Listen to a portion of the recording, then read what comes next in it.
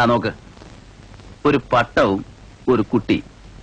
ഈ കുട്ടി പട്ടം പറപ്പിച്ചുകൊണ്ടിരിക്കുകയായിരുന്നു. പട്ടം ഇങ്ങനെ പൊങ്ങി പൊങ്ങി ആകാശത്തിലൂടെ പറന്നുകൊണ്ടിരിക്കുകയാണ്.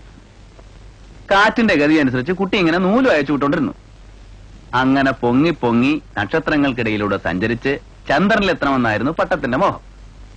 അപ്പോഴാണ് ഒരു കിളി ഇങ്ങനെ പറന്നു വന്നത്. എന്ത് കിളിയാ മാഷേ? എന്ത് കിളിയാ തനിക്കിഷ്ടം? തത്ത. ശരി, എന്നാൽ ഒരു പച്ച തത്ത തന്നെ ആയിക്കോട്ടെ.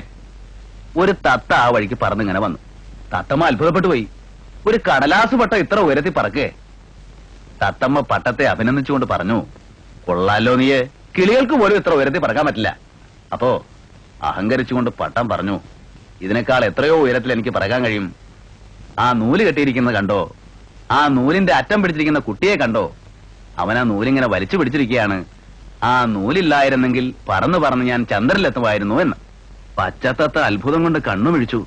അവള് പറഞ്ഞു, അങ്ങനെയാണെങ്കിൽ ഞാൻ ഈ നൂല് പൊട്ടിച്ചു തരാം, നിനക്ക് ചന്ദ്രനിലേക്ക് പറക്കാവല്ലോ. അപ്പോ പട്ടം പറഞ്ഞു, എങ്കിലൊന്ന് വേഗം മുറിച്ചു തരൂ, ഈ കുട്ടി എന്നെ എന്റെ ഇഷ്ടത്തിന് പറക്കാൻ സമ്മതിക്കുന്നില്ല. തത്ത നൂലറുത്തു മുറിച്ചു.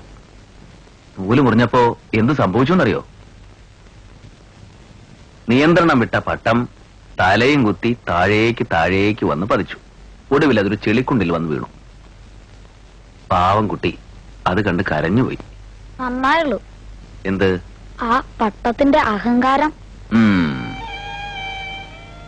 കുട്ടികളെ, നിങ്ങളാണ് ഉയരത്തിൽ പറക്കുന്ന പട്ടങ്ങൾ.